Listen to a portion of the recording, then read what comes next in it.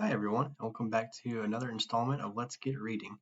Today we are on Moby Dick by Herman Melville, Chapter 52, The Albatross. Southeastward from the Cape, off the distant Crozettes, a good cruising ground for right whalemen, a sail loomed ahead, the Goney, Albatross by name. As she slowly drew nigh, from my lofty perch at the four-masted head, I had a good view of that sight so remarkable to a tyro in the far ocean fisheries, a whaler at sea, and long absent from home. As if the waves had been fullers, this craft was bleached like the skeleton of a stranded walrus. All down her sides this spectral appearance was traced with long channels of reddened rust, while all her spars and her rigging were like the thick branches of trees furred over with hoar frost. Only her lower sails were set. A wild sight it was to see her long bearded lookouts at those three mastheads. They seemed clad in the skins of beasts, so torn and bepatched the raiment that had survived nearly 4 years of cruising. Standing in iron hoops nailed to the mast, they swayed and swung over a fathomless sea, and though, when the ship slowly glided close under our stern, we 6 men in the air came so nigh to each other that we might almost have leaped from the mastheads of one ship to those of the other, yet those forlorn-looking fishermen, mildly eyeing us as they passed, said not one word to our own lookouts, while the quarter-deck hail was being heard from below. "Ship ahoy! Have ye seen the white whale?" But as the strange captain, leaning over the pallid bulwarks, was in the act of putting his trumpet to his mouth, it somehow fell from his hand into the sea, and the wind now rising amain, he in vain strove to make himself heard without it. Meantime his ship was still increasing the distance between, while in various silent ways the seamen of the Pequod were evincing their observance of this ominous incident at the first mere mention of the white whale's name to another ship. Ahab for a moment paused.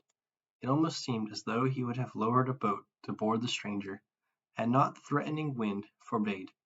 But taking advantage of his windward position, he again seized his trumpet, and knowing by her aspect that the stranger vessel was a Nantucketer and shortly bound home, he loudly hailed, "Ahoy there! This is the Pequod, bound round the world. Tell them to address all future letters to the Pacific Ocean, and this time 3 years, if I am not at home, tell them to address them to—" At that moment the two wakes were fairly crossed, and instantly then in accordance with their singular ways, shoals of small harmless fish, that for some days before had been placidly swimming by our side, darted away with what seemed shuddering fins, and ranged themselves fore and aft with the stranger's flanks. Though in the course of his continual voyagings Ahab must often before have noticed a similar sight, yet to any monomaniac man the veriest trifles capriciously carry meanings. "Swim away from me, do ye?" murmured Ahab, gazing over into the water. There seemed but little in the words, but the tone conveyed more of deep helpless sadness than the insane old man had ever before evinced. But turning to the steersman, who thus far had been holding the ship in the wind to diminish her headway, he cried out in his old lion voice, "Up helm! Keep her off round the world!" Round the world! There is much in that sound to inspire proud feelings, but whereto does all that circumnavigation conduct? Only through numberless perils to the very point whence we started, where those that we left behind secure were all the time before us.